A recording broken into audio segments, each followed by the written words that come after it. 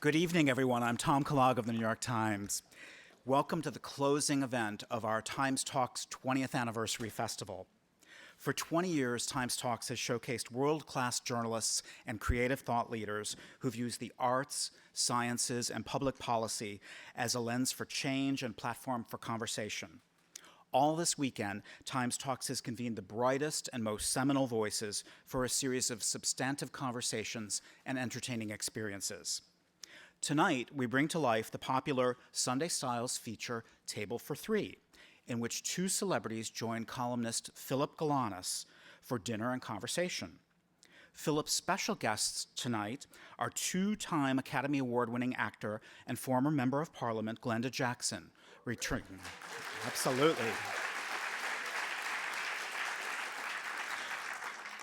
to Broadway after a 30-year absence, and three-time Emmy Award-winning actor Laurie Metcalf. Absolutely.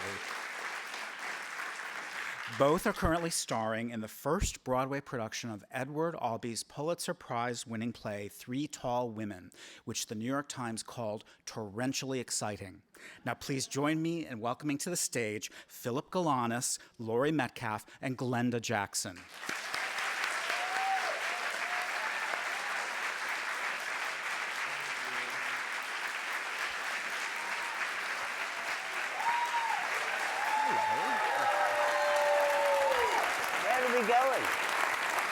You're right there.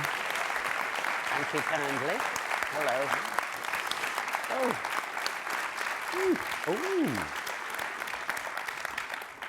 Thank you so much for coming out to join us on Sunday night. I want to start with an old quote from Mark Twain that my mother used to tell me in a very spiteful way whenever she could. And I'm sure many of you know it. It is, when I was a boy of 14, we all know it? Okay. When I was a boy of 14, my father was so ignorant I could scarcely stand to be around him. But by the time I got to be 21, I was just amazed at how much the old man had learned in 7 years. And in some ways, I think it's a great way to kick off a conversation about Three Tall Women and the production that these two actors are bringing to New York right now.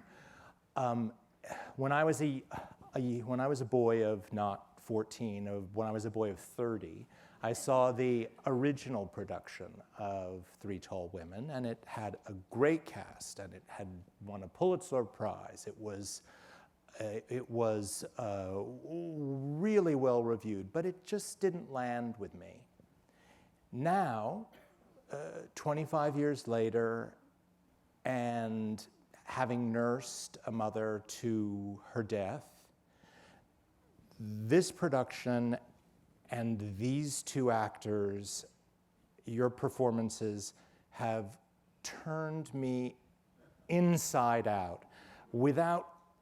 Hands down, I have not been as riveted, as moved, as laughing out loud as I have been at your production. So I want to thank you both for what you're bringing to New York in this period. Thank you.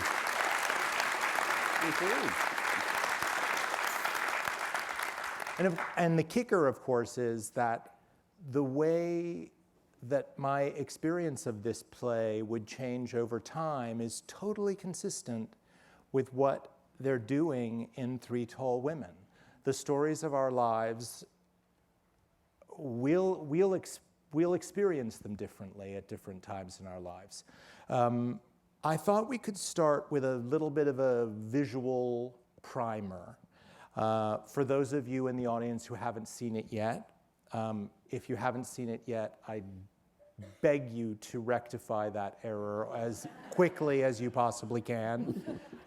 So set the stage. Let's go to the first slide, please. I'm hoping that Glenda and Laurie can tell us who these people are. What's going on here? There's right right it's right here, down Glenda. here too, Right here. Glenda. Down Oh, good. Does that work for you?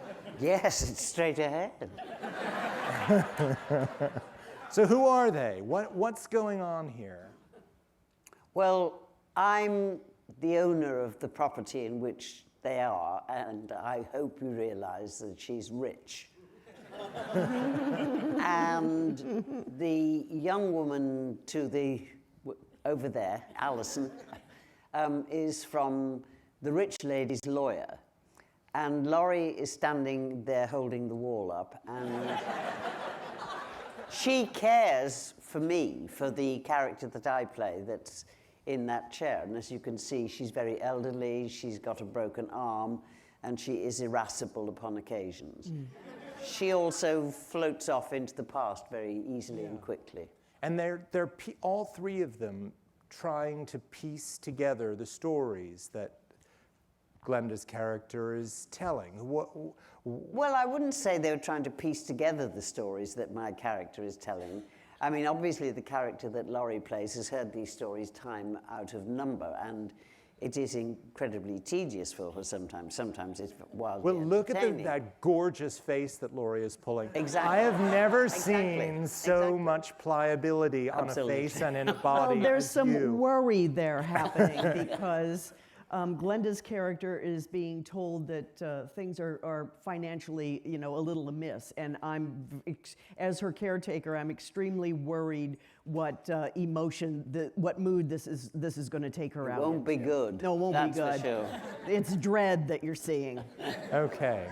And little Alison is from the lawyer and trying in vain, as it transpires, to encourage the old lady sitting in the chair to let her do her job. Right. But the old lady sitting in the chair doesn't trust anybody, so But it's highly also unlikely. with about as much sympathy as to an older person as a hardy and hale 26-year-old lawyer would be expected to have, which isn't a hell of a lot.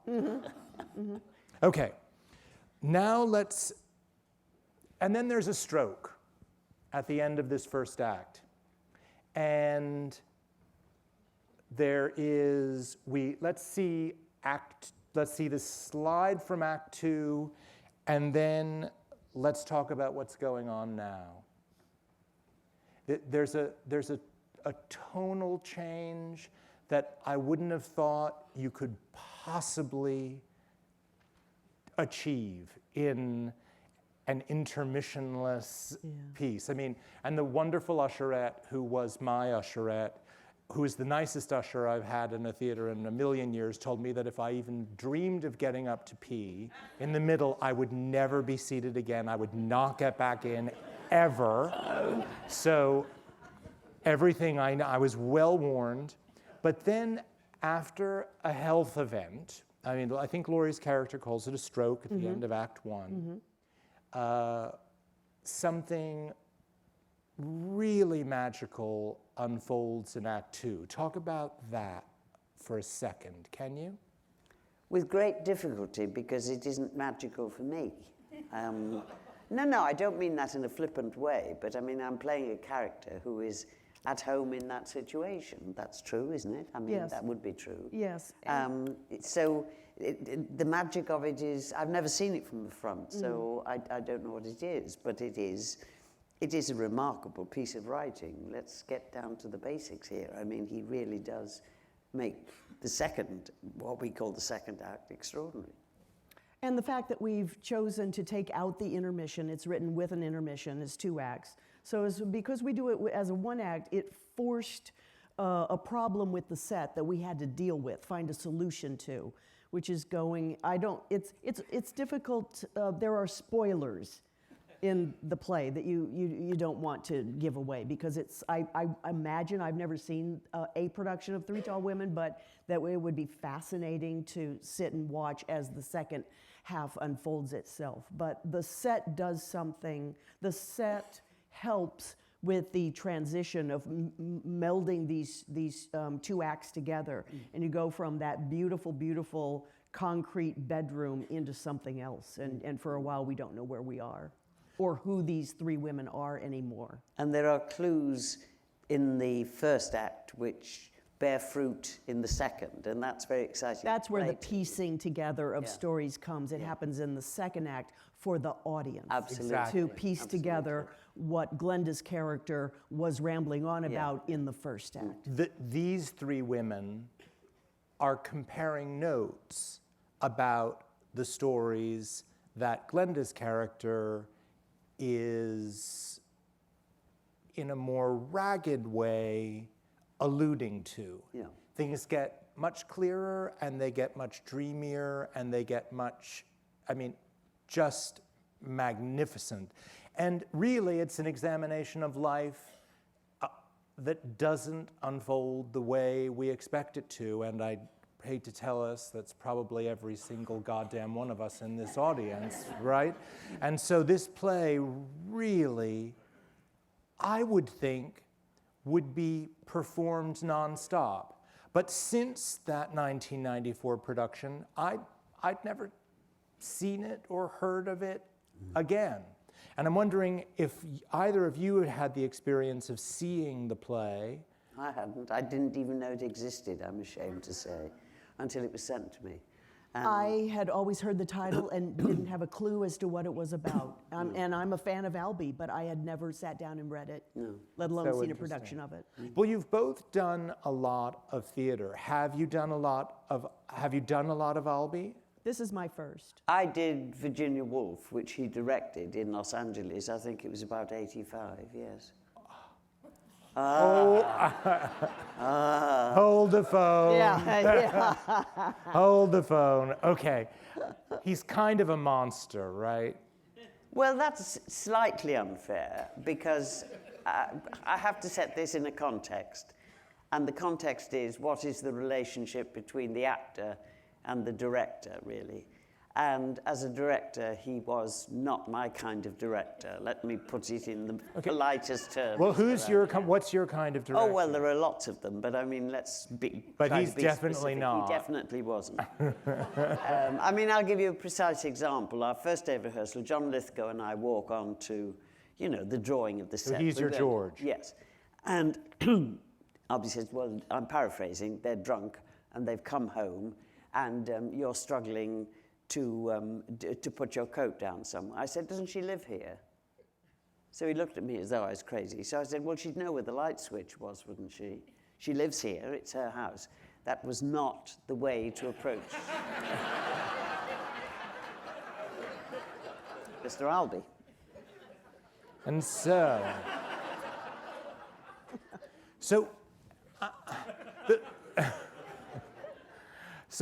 this production,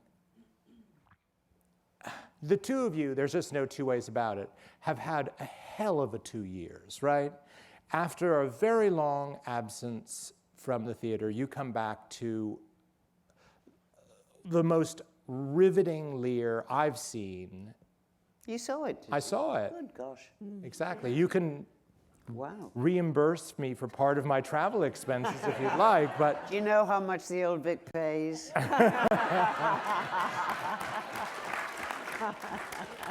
and it was worth every penny of my travel expense. And Laurie's performance in A Doll's House Part 2. Everybody says it. Everybody says it. And then you made Mothers cool again in Lady Bird. I never thought that could happen in our lifetime. So you've both been on a tear. So I was kind of wondering how this production came together. Did Scott Rudin, who's the producer, suggest it? Did he suggest 5 things you might do? Did he say... No, he just sent me the script and said, This- "You wanna do it?" Well, hadn't he wanted to bring Lear over? He had, and that had all sort of caved in. And then he sent me this play, and I read it, and when I knew she was going to do it, I said, yeah. That's... No. Oh, yes, As I yes, recall, yes. you were attached already. No. Any doubts I may have had vanished when I heard you were going to do it. I've seen you, for goodness sake. So so you didn't need to. The two of you had not worked together No, before. no. But you knew each other enough, and you can both play sort of hot potato enough to suggest that you were already attached and you were already attached. I mean, Scott did A Doll's House Part 2, right? Yes, yeah. So, and I know that one of the great qualities he has is that when he sees when he sees a talent that he wants to bring to New York, he was going to, I mean, if you had read Three Tall Women and the answer had been no, the two of you would have been sent 3 more scripts. But it's... Yeah, he was definitely looking for something to bring Glenda to New York in. Right. Yeah. And it's very, very, it's very lucky for all of us that it happened, because this production is so... well, it's so crackling. It made me wonder if there was an extended rehearsal period, because it's not just the movement that's choreographed. It's almost like a sung score, and the brisk bits are going punch, punch, punch. That's exactly what Joe said, wasn't it? Is it? Yes, exactly. He constantly talked Yeah. about How many trio of musicians. Tonys have I had? music. Yeah. Well, do tell us. Don't be humble. And the incredible monologues are these arias where you can't. I mean, went in each of you. You each get an amazing monologue, and it's impossible to take your eyes off you. And in fact, I was thinking, wait, see when you're doing your monologue, standing you need to up. check in with the other I two. really thought, Oh, they're okay, make remembering. sure to keep checking in, but it was very, very hard to do. So, was the rehearsal period here longer than you Was it? I don't expect? know what the. I don't know what. I think it was 4 weeks. Yeah, Yes, that's which right.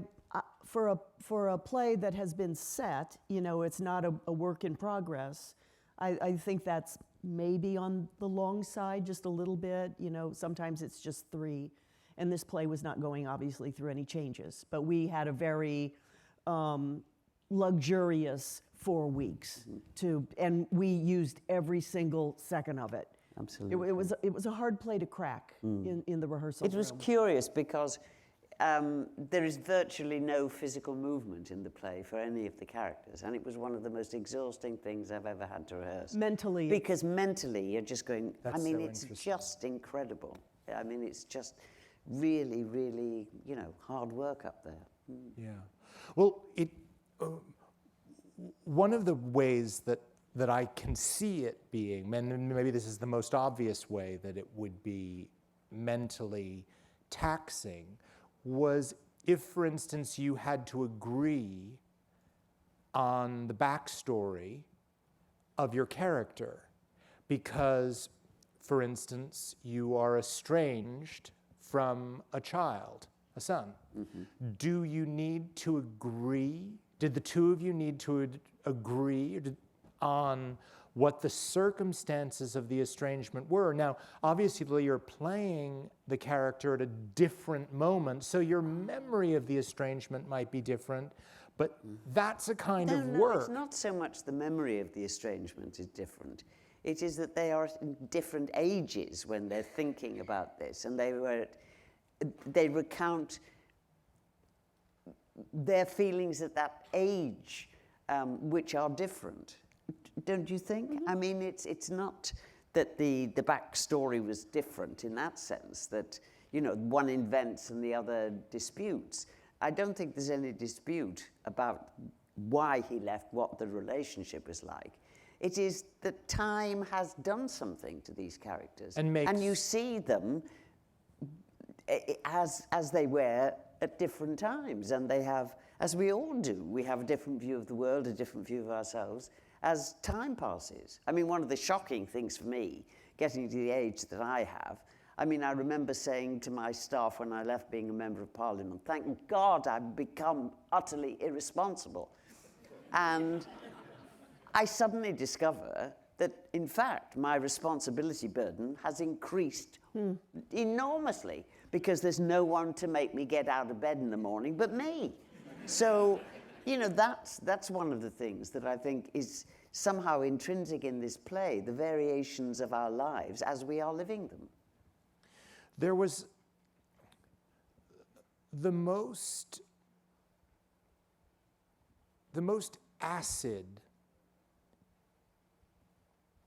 character, the one who is seeing the estrangement with the son most freshly, Yes, is mine. Laurie. And it's still raw with my character. And so And the younger one has no idea it's coming up. She doesn't even know she has a son. Now we're giving everything away. Yeah, but, yeah, right, yeah. And then Glenda's character has made some peace with it. peace with it.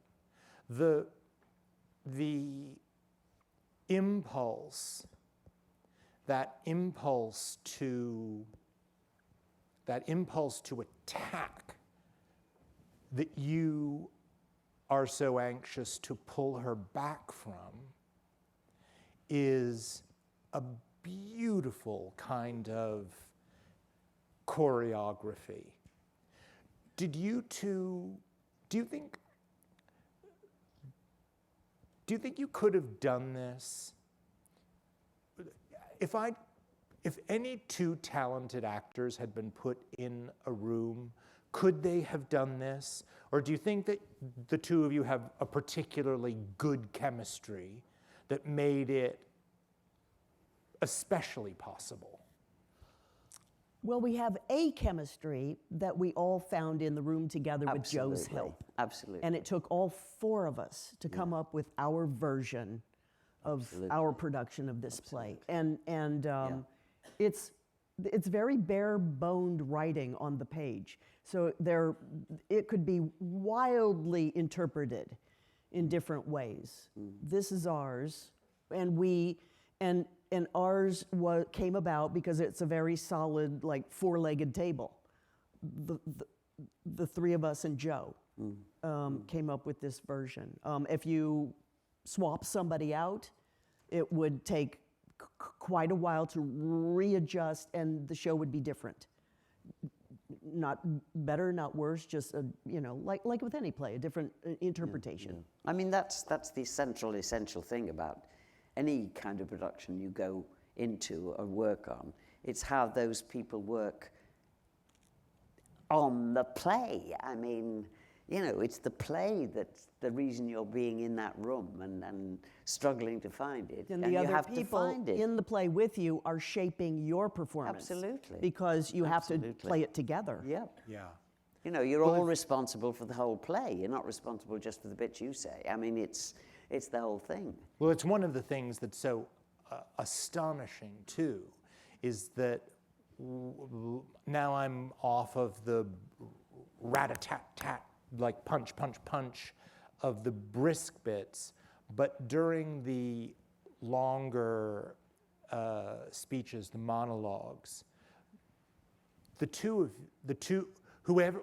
of you who are not speaking are responding in such powerful ways that if for some reason that's where an audience member was looking, that would be a complete theatrical experience too, because you are really responding to each other. I should bloody well hope we are. What are we doing on the stage if we're not? I mean, really, you mean we should just walk off when we're not speaking? Come on. I mean, we are multi-dependent upon each other. Multily, that's the wrong word. But when I say we are all responsible for the whole play, there are three of us. Well, four when you count Joe and things like that. But, you know, yes, it's the whole play. It's not just the lines we say. It's easy to stay present, I find, maybe you do too, in another person's monologue. It's easy to stay present because, you know, your character is either reliving it or hearing fresh things that they've never heard. Absolutely. But you also are reminded because you you see 800 people out there, you know for a fact, because it's so well written and crafted, that they are checking in with the people in the background every once in a while, just to see how it's landing with them. Absolutely. So it's an incentive to stay really present. Yeah. Because they're checking in. And you learn things about your character in that Yes. act, which, by virtue of what the other characters are saying. Yeah. And you suddenly think, hang on a minute, I don't agree with that. But that's what your characters respond to. So you are there. That helps me understand how you would stay in it. Yeah, because I would because think that would be a challenge. I would think Even that though would be we're a silent, challenge. whoever We're is silent, there. they're adding to the story Yeah, absolutely. line. Right. Absolutely. One of the things, a couple of weeks ago, I interviewed a very big movie star who's coming to Broadway, on Broadway now. His name rhymes with Denzel Washington. And he said, I think I've heard it somewhere. he said, one of the things that's really incredible about the theater is that you get to do it, you get another chance every night. Every night you get another chance to do it differently. And at the time I thought, oh, what a lovely thing. And then that night I went home and I took a bath and I thought, hang on a second. If Glenda starts doing something differently on Tuesday night, it's going to screw up everything because then Laurie's going to have to come up with a different response. So do you feel, maybe I overread what he meant. Maybe he meant he can make little adjustments or things like that. But do you, what you hear in the theater that it's locked. How locked is locked? I mean, is there still freedom to change what you're doing? Would you want to discuss it with each other before you do it? Or is that just not the way it happens organically? Go, Laurie. Well, we're not going to throw the other person under the bus out there live on stage and do something wildly different. But little incremental differences happen every day. And the other people absorb them generally, and then they'll probably... And they get you out of trouble when you're dry. They fill in for you. And these That's little another changes, if they seemed right in the moment, then maybe we'll keep them, and they earn their way into the production as a whole. But no, there's not going to be anything wildly done out there just because... you are working. I mean, he said do it differently. I mean, my response is every performance is the first time you've done it. I don't care how many months you do it. Every performance, you've not played to that audience before. It's not been like that before. But you are true to the play. I mean, there is something there that, you are all working for, and that is what is truthful in the play. And what is truthful in this particular play is human nature. And that's a tough thing to nail down. So there may be, little variations. But you're not out there showing off. Do you know what I mean? It's serious stuff. Well, I like too what you're but I respond right away to what you're saying too about you've never played to this particular audience on a certain night. It really means that it's not just the four of you, it's the five of you, if you count all of us as part of what you're playing. I mean, think about it. What is going to the theatre? A group of strangers come and sit in the dark, and a group of people come on in the light. And hopefully there's an energy that goes from the light into the dark. And that sparks something in the dark, so they send energy back to you. So if it really works, you've created a perfect circle. And that is one of the unique things about live theatre performances. It happens. It happens. It does. Yeah. Like now, thank you. Rarely if ever proved right, but thank you.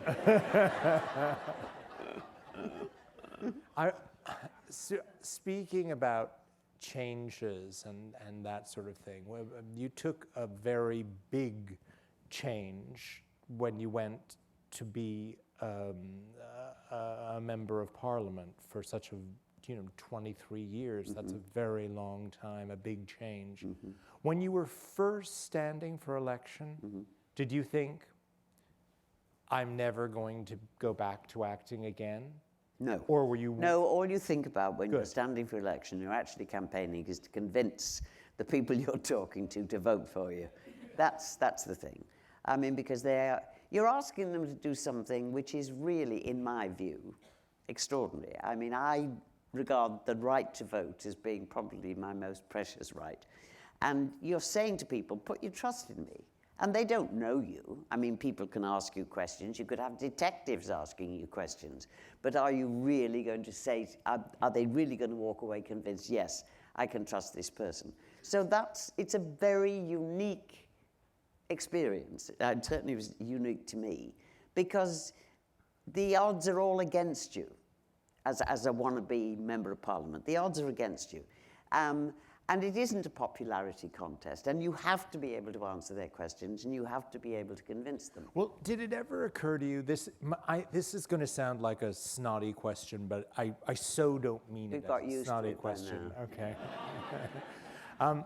Did it ever occur to you to go just a more Jane Fonda kind of route and go on talk shows and talk about the things that you really My cared country about? was being destroyed by a political party and a prime minister, and anything I could have done that was legal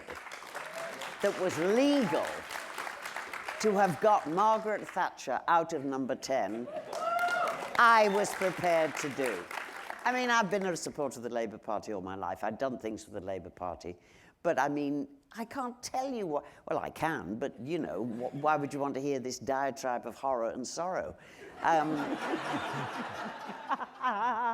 My country was being destroyed. The actual social fabric was being shattered by policies which were anathema and still remain anathema to me. So I must be honest, I didn't expect to be selected.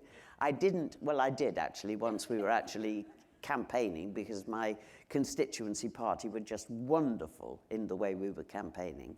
We didn't win the election in 92, but we won in 97. But anything I could have done, as I say, I would have had to go at. You would have done. Absolutely. Maybe it's a different understanding of the popular culture right now, because I think, for instance, more people in America could tell you who the current bachelor is than could tell you, name a member of the Supreme Court. And so when somebody like Laurie Metcalf, and everyone goes, Jackie from Roseanne, Jackie, her going on a round of talk shows talking about whatever issue it would be, Planned Parenthood, gay marriage, whatever issue she cares about, it's almost hard for me to think she would, how could she be more effective than deploying that celebrity?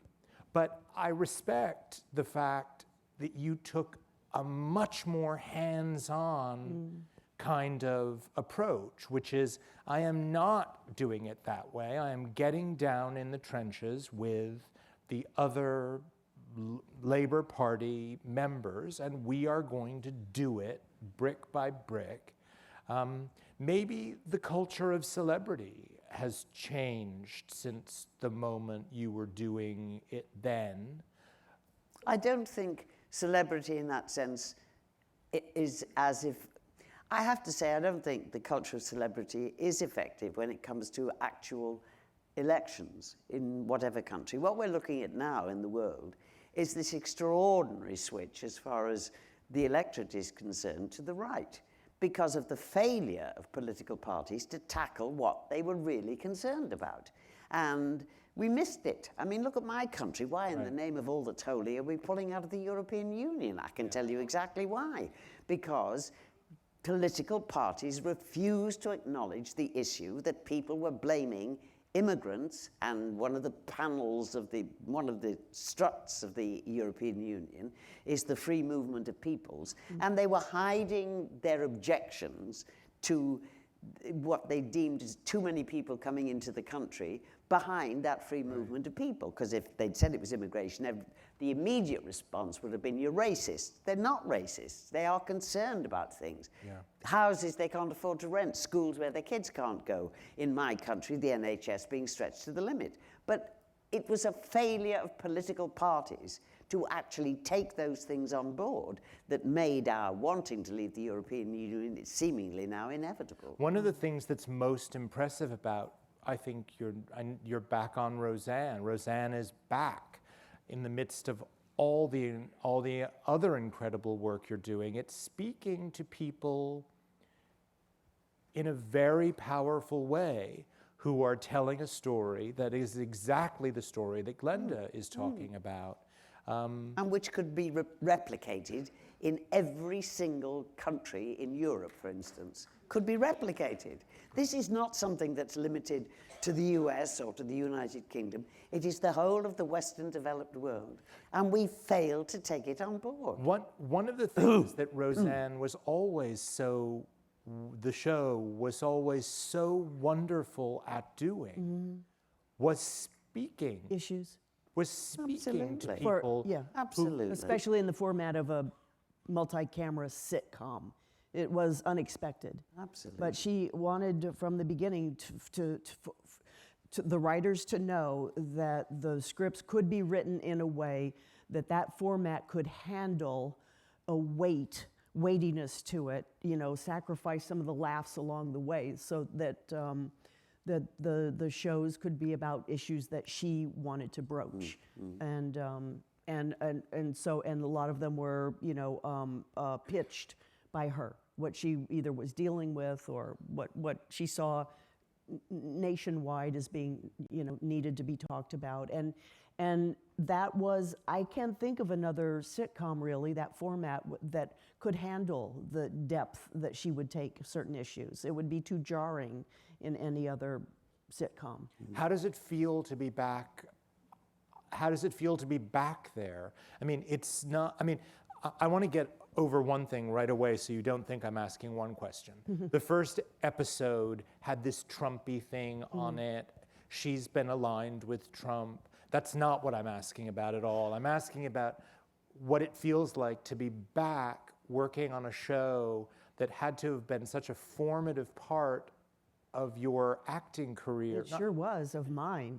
Yes, it was a decade where that fell into my lap and was so well received, and people grew up watching it. And so I think when we talked about the reunion, all of us were a little nervous, or we felt just such a responsibility to do it proud, because it meant so much to a lot of the fans, and so we wanted the worst thing that could have happened was that if the writing wasn't up to snuff, or the scripts themselves, the storylines that they wanted to tackle weren't reflective of what's going on in 2018, because it's the perfect family to pick up after 20 years and plop them into this year and see what they're up to. And we find out we're dealing with a lot of the same issues that we were in the initial run of the show. And does it feel good to be back It does. on television? It's like riding a bike. And we haven't all been in the same room with each other for 20 years, so that was something, just to sit around the table and crack open that first script and do the read-through was exciting. And there's the writing room is made up of some of the old guard and some new. It was a very formative 9 years for me.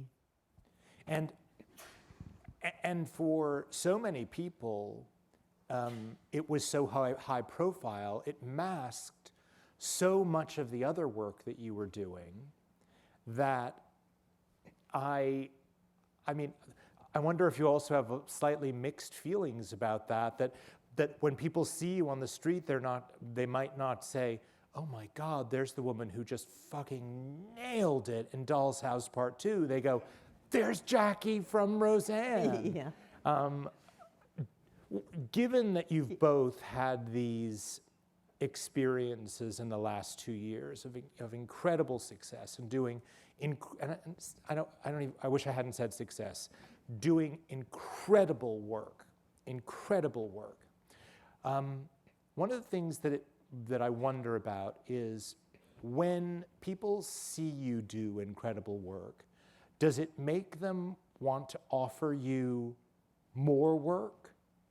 Are things coming in now? Are the offers rolling in, Glenda? Are they rolling in faster than they used to? No. No.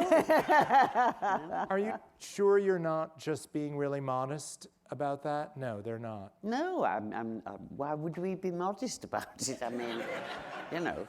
No, I mean, one of the things that I've found so shocking, I genuinely use the word because I mean it, is that, you know, set aside the 23 years that I was a member of Parliament, but I look at my life when I left drama school when I was 20, and here I am now in my 80s. And there has been absolutely no change, so far as I can see, in contemporary dramatists finding women interesting. Wait. But isn't that the magnificent story of Three Tall Women and Lady Bird and Doll's House? They are stories where women are the engine, and they have been wildly successful. They are the exception that prove the rule. And the rule is that, in truth, well, I mean, it seems to me, as far as contemporary dramatists are concerned, women are boring. I don't believe that. But we are never, hardly ever, the dramatic engine of anything contemporary. You know, you say, yes, we've been very successful. We're the exception that proves the rule. A woman fails, and she proves the rule. We're all failures. It's bizarre. There have been advances made across the world in women's, well, those areas where it is deemed okay for women to work and to rise still to a certain level, never ever really right to the top.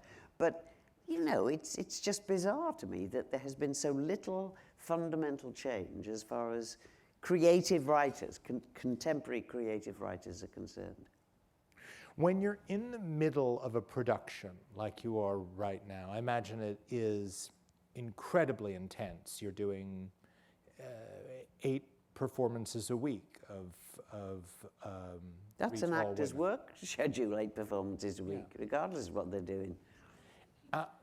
I mean, regardless of the context of what they're doing. Right. Think of that if you're a chorus dancer in a musical. They do 8 shows a week. Yeah. I've stymied you now, haven't I? You've lost track. You've forgotten where you were now, haven't you? No, I haven't forgotten where I was at all. Okay, prove it.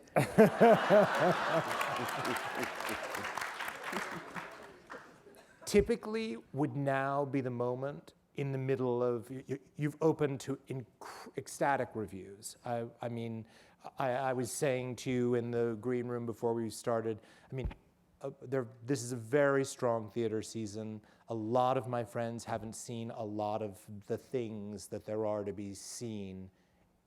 All of my friends have seen Three Tall Women, and I haven't heard a word that wasn't largely consistent with how strongly I felt about it. Would this be the time for you to be thinking about what's next, or is it too much to be doing this production and also saying to Scott Rudin, okay, well, what you got next? Well, I always like to know that there's something out there. Even though the day-to-day focus is definitely on this play. It creates a kind of easiness to focus on the. Well, all actors, I think, you probably think that the job that you have right now is going to be the last one you'll ever get ever. Absolutely. You're at the mercy of being hired by somebody, unless you're creative enough to to make your own material. So it's comforting to know that there's something out there. It is. And you have, I guess, you have that to some extent with Roseanne, and you're waiting for somebody to come. If it's not here by by 9:30, if it's not on by 9:30, I'm going to be surprised. Well, no, I mean, you can be, but what has also been a pattern through my theatrical professional life is that, yes, you do something that is very successful and people send you stuff, but they want you to do the stuff you've already done, which is really not very interesting. They want you to play the same thing, and you think, well, I've done that. Can I not try to do something different? And it's very hard to find that different. Well, I was noticing that this weekend. I was saying that we were running a bit of a Ken Russell film festival. Yes. And then we noticed that it went comic. And that must have been you making a very conscious decision. Okay, I'm going to take a small break from the, because I would imagine. No, it was somebody sent me a script, which was a comedy script. Up until that point, all I'd ever had was sex-starved neurotics. It's true. It's all I'd ever had. Certainly problems in her private life. So somebody sent me something, you know, that was comedic, and then, of course, that's all I got. Repeats of that kind of comedic line. Producers, Scott Rudin accepted, because we're working for him, but tend to be remarkably unimaginative. Clap louder. Thank you.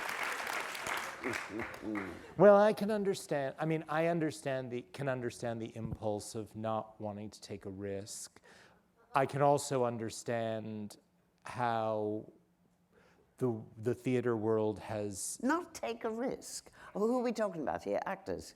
no. I'm glad, No, because no, every no. time an actor goes onto the stage, it's the equivalent of going off the top diving board and you don't know if there's any water in the pool. Absolutely. Yeah. No, absolutely. No, I'm thinking of the guy who's reaching into his pocket, a woman who's reaching into her pocket and writing a check for several $1 million to produce a play. How many I can people understand. like that do you know? I don't know any. But I can understand why their impulse might be to Recreate repeat. what, another success. Absolutely. But surely, the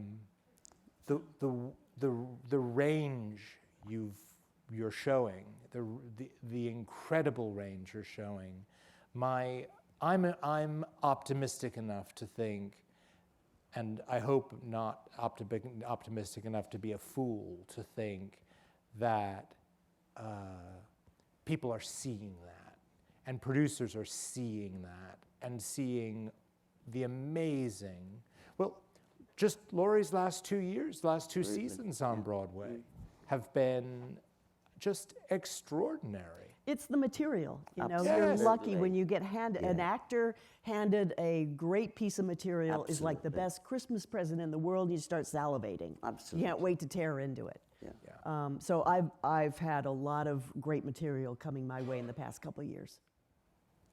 And let us hope it keeps coming. Well, yes, indeed.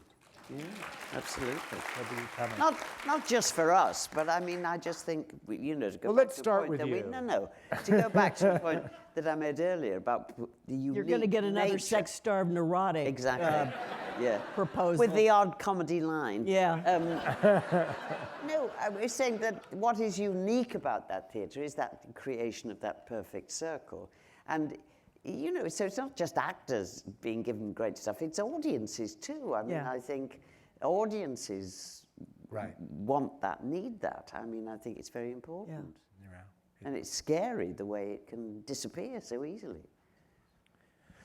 We are going to take about 15 minutes of questions from the audience. We'd like to go, I'm not going to take it from right here. If you could get to some lines, 2 lines on either of the aisles. If we can actually make them questions, so that we can hear some more from these incredible actors, and be as speedy as you can about it. Please. Hi, yes, thank you so much for being here. I saw the play, obviously fantastic. My question for you is, what was the biggest challenge you had stepping into these plays and into these characters for each of you? And also, what was the thing that you found that you loved the most about being able to step into these characters at this particular point in time? I think the thing I love the most is that there's such a abrupt change in my role between the first half and the second, and that's fun to do. The challenge, where do I start? It was, sometimes I think when you're working on a play that is considered a classic, you think that you need to treat it with kid gloves. It took us a long time in the room to find out that we needed to deal with the reality of just what was going on in that room. And it sounds simplistic, but it was very hard. I don't know how to describe it otherwise. The range that Laurie is showing in that play is maybe bigger than anything I've seen on a Broadway stage lately, where you, from caretaker to the 50-year-old wife, widow of the husband. Do you have something you'd Well, add to the that? thing I found hardest, he's written it in very, very simple language. There are very few long words. There are lots of very short words. And he transposes them in sentences. So you say, I would find, and I still do, and thank God I have actors who help me out of the hole. I find myself thinking, haven't I just said that? Because the changes are really very minimal. And so that was one of the tough things, and still being able to sort of dig and find what the character was. There is a kind of fuguey. Absolutely, Yeah, there is. it's beautiful. Thank you both for putting on amazing performances on Thank Broadway you. this season. Ms. Jackson, my question is directly to you. Yeah. You identify as being a socialist, and I was very happy that politics were mentioned in this talk tonight. I thought it'd be strictly theater. Can you share with the audience your evolution or how you became a socialist? Was it something? Well, I rather think I was born one. I came from a family in which my parents, for example, had, I don't think, any particular political viewpoint. I mean, they voted entirely on the basis of whether they liked the government's work before the election or they didn't. But I've always been, in that sense, a supporter of the Labour Party, and I always will be. My own party at the moment is going through pretty bumpy times. My country is going through an extremely bumpy time. But I still believe, nothing is too good for the working class. And also, too, I might add that with reading about you, that both your parents are from the working class, and absolutely, I find that totally wonderful, because most people that are involved in socialist movements come from the wealthy background, and try to denounce their not wealth. where I came from, they didn't. And just another quick question: will King Lear be available to be seen in cinemas and throughout the world? No, because it was not made as a film like that. The National Archive films stuff in my country for the National Archive. There is a tape of it, but no, it's never going to be seen in cinemas. Okay. No. And what about Virginia Woolf? Was that ever taped, and could that be seen? I don't think so. No, I don't think we did. Okay, thank you. It was wonderful and devastating for me to watch your performance last week, since I lost my mom about a year ago to a sudden stroke. Dear. I just wanted to mention about back in the 80s, I had the anxiety of taking playwriting courses with Albee. And as a fellow gay Catholic boy with mother issues, I'm amazed, though, the amount of dignity he granted an adopted mother that he felt so alienated and hated towards. I was curious, did you bring anything about your own feelings towards your parents, either of you, into incorporating your play? Thank you. The caretaker role was actually foreign to me. I haven't been in that situation yet. So Good. so that was, yeah, I know. So that wasn't personal to me yet, but so my cues from the just came directly from the script. But you've talked about his quote, you know, about his mom. Well, he says he writes a frontispiece for the play that we work from. And at the end, I'm paraphrasing slightly, he says, during her life, I never met anyone who liked her. I have not met anyone who saw the play who disliked her. What have I done?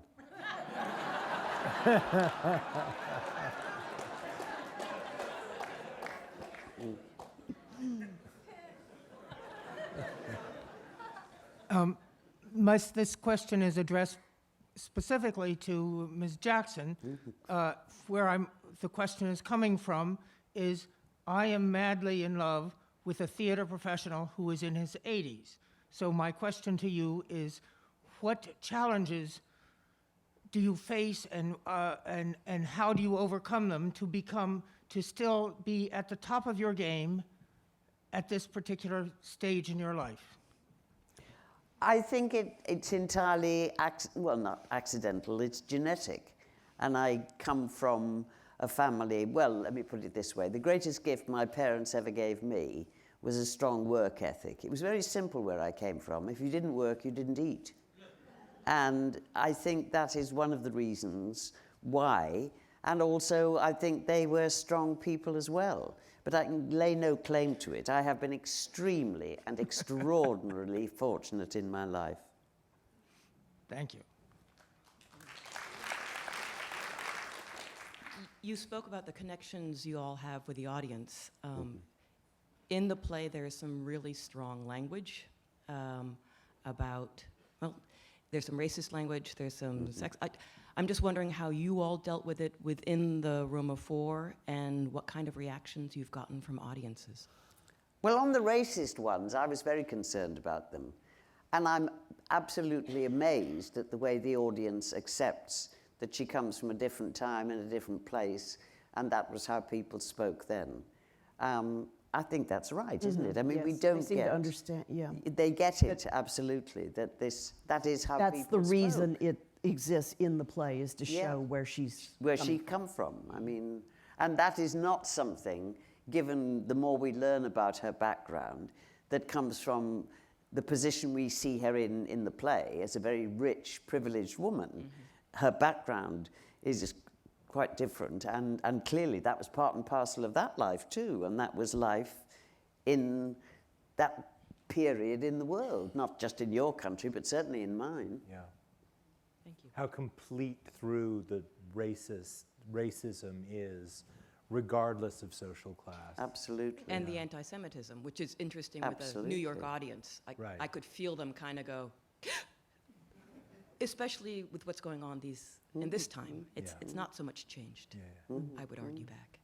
Thank you. Thank you. Hi, my question's for both of you. You mentioned how if you have success in one type of role, a lot more roles of that type kind of come towards you.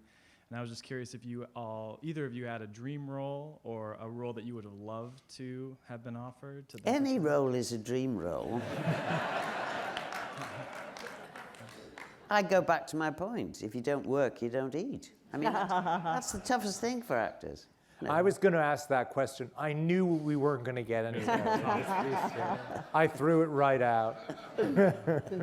I tend to like contemporary things, so I think my dream role hasn't been written yet.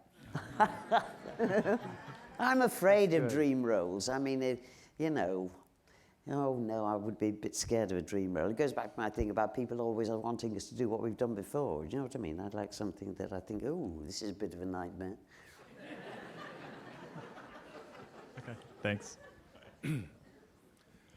I have a very general question.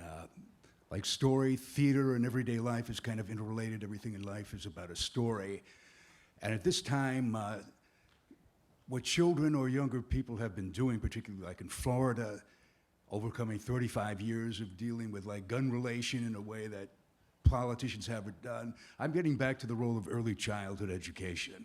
Like the Emperor's New Clothes, if a child can say it and get it right, there might be hope for adults. So putting the attention back on the value of giving children a voice that can remarkably come through, are there any ideas or thoughts with your experience about how you might imagine it could be through any way, theater or story or any way, to get those voices of children and younger people more heard in the media and in the public? Well, I think you're, with respect, I mean, aligning two things that don't necessarily meet. First of all, I think we're all pretty sentimental about children. If we're talking about children, I don't mean young teenagers, which is what you're talking about with regard to gun law. Children are very cruel. We kid ourselves if we think they're not. They are. And they're cruel to each other, and they can be cruel to things, and they have to learn, as we all have to learn through life, that, you know, there's certain things you can't do. But it's not a question of their voices. They have the voices. It's adults don't listen. You know, we just don't listen. And why does it always have to be some terrible tragedy before we start taking notice? I must be cynical here. I have to say that if you as a country don't change gun law when somebody has killed babies, I don't think you're going to change it in the future because teenagers suddenly turn out. Sorry to be depressing, but there it is. Okay, thank you. This is a question, a general question for you as actors. I've often heard actors talk about the audience and how deeply it affects their performances.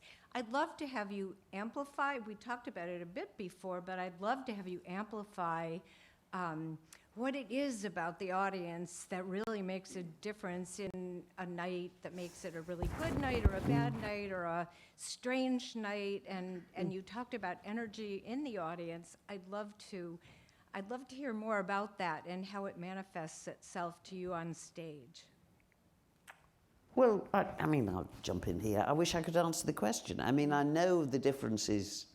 Yes, we know the difference in the audience. We come up and say, ooh, I came off tonight and I said, ooh, it's like playing in a refrigerator. But it got better over the course of the play. If one knew, then that would be marvelous. But then again, I don't want to know because it's a part of our job to make them listen and to watch and to feel. So, yeah, you've probably got a better answer. No, God, no. I love early previews especially because the audience is teaching us what's landing, what's Absolutely. working, what's funny, what's off. Very indeed. And the play changes dramatically in the first week of having those previews. That's a little bit part of my question. I mean, do people laugh in the right places? Do you sense that If they're we do it crying right, in the they right do, places? Yeah. Well, if you get the laugh, that Yeah. means you've got it teed it right. up in the right way. And they're supposed to. Yeah. So So how you're might learning. a play change, given the feelings you, the actors, and the director, and the audience is teaching you something? Can you give us an example of plays that you've been in where there was a material change in the play itself over the course of previews? I just learned, I think, yesterday that in our run, that there's a line I have, let it go, let her have it if she wants to, early on. And I had been doing it as it was just a choice that I had made. I'm standing right next to Glenda, I'm talking about her, so I was coming in under the line, saying to Alison Pill's character, let it go, let her have it if she wants to. And nothing was, and you know, I didn't expect a laugh, it's not a laugh line or anything, but, and then the other day I was experimenting around with how exacerbated my character is getting, and I hit it really hard, let it go. Let her have it if she wants to. And it got a response from the audience, and I realized, oh God, I'm not looking for a laugh on the line, but it helped all three of us. It helped cement quickly what the three of us are doing there. Allison's character needs to shut up, protecting her, and let me do my job. It just crystallized that much more. Yes, So interesting. that was just a little example. Fantastic. We have 30 seconds, and so let's do these two people who've stood in line, and then let's let these wonderful actors go home and have a day off, which they're entitled to every once in a while. The show is great, and a lot of it is the performances, and a lot of it, I'm sure, is the interaction with the audience side of the curtain. Curious about the other side of the curtain, though. What are some of the elements? It's also extremely well directed. And thinking in your minds, what makes for, you talked a little before about a bad directing experience. What makes for a very good director, particularly for a classic show like this? They let the actors do their job. I mean, most good directors always know what they don't want, and they expect you to show them what they do.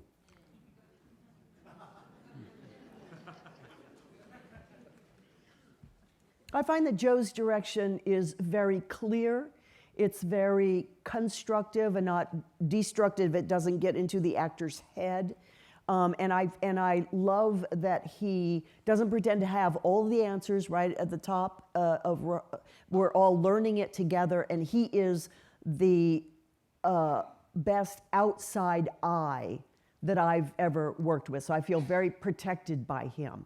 And I value his notes because I know that he leads me in directions that are out of my comfort zone. He told me in the second half of the play, he said, "Laurie, you usually approach a character with boxing gloves on. This character in the second half, you have to be using razor blades." And it was a great note, and he was exactly right, and it switched my whole monologue. Yeah. It's a great note, right? Great line. And it's what you do. Yeah, I And you know, took he it- summed it up perfectly, and I would still be doing that monologue with boxing gloves, and it wouldn't have fit the play as well as how Joe guided me into. A little earlier, you talked about how these plays are exceptions to the rule, about women driving the engine of the play. So I guess my question is for both of you, what are your thoughts on what can an audience do to help change that narrative, and what can actresses do and other people and actors in the community to help drive change so these aren't the exceptions, that these become the norm? God, if I knew, I wouldn't be able to, I wouldn't have said what I've said. I don't know. I mean, you cannot dictate to creative writers what they find interesting. I accept that absolutely. I just do find it curious. I mean, it's not just in the theatre that one sees this. There is still this general, the exception to that proves the rule, or the one that proves that we're all hopeless. Have you something more succinct and I don't. thought-provoking? No. I mean, I like I said, I don't know how to generate my own material, so I can't be out there creating stuff for myself. I'm totally dependent on writers supplying that, and all I can do is when I'm handed something that can have a motor to it is apply myself 150% and make sure that it gets done in a way that does the material justice. And we can moan about the present situation a lot. And buy tickets. When something point. that is as great as this happens, buy tickets. Thank you. Thank you all so much for coming. Thank you, Glenda Jackson. Thank you, Laurie Metcalf. Thank you very much. Thank you kindly. Can we go now? Yes. Thank you.